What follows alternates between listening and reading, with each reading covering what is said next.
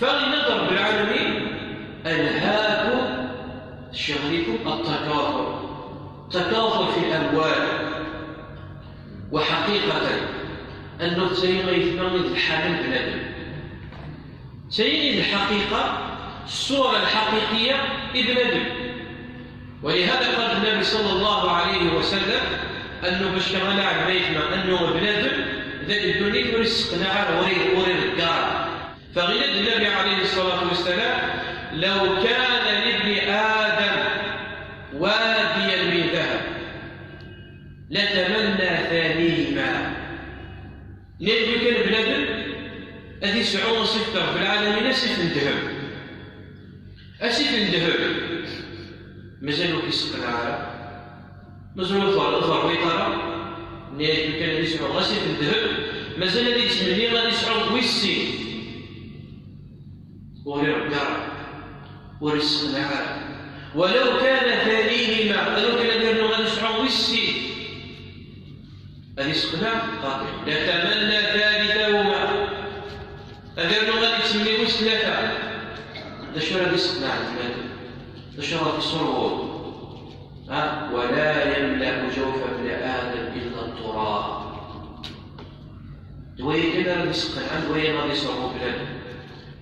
وإذا رأوا تجارة أو لهوا انفضوا إليها وتركوك قائما. أكنا يختار فرائكنا والسنية ما الذي لغماش جمع فرغ.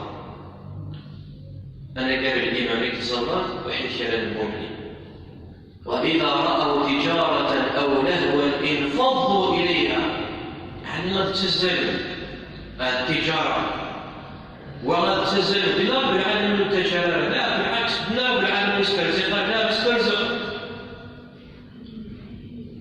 فإذا قضيت الصلاة فانتشروا في الأرض وابتغوا من فضل الله واذكروا الله كثيرا لعلكم تفلحون.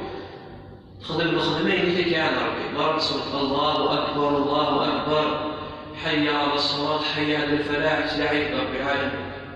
الله جل جلاله يسلاعي ولكن أكثرهم في غفلة. رب العالمين يسلاعي حي على الصلاة حي على الفلاح كلمة عظيمة. لو كان يثمى أتنظر حق الدراية.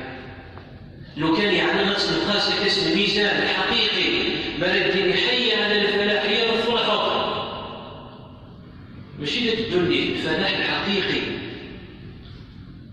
قد أفلح المؤمنون اسم يصرف بالعالمين يثم الصورة بأكملها صورة تصور من المؤمنين يتلاقى يغضر بالعالمين المؤمنين أرواح للمؤمنين. يا أيها الذين آمنوا إذا نودي للصلاة فاسعوا أرواحهم يتلاقى يغضر المؤمنين مرد فلحب للمؤمنين.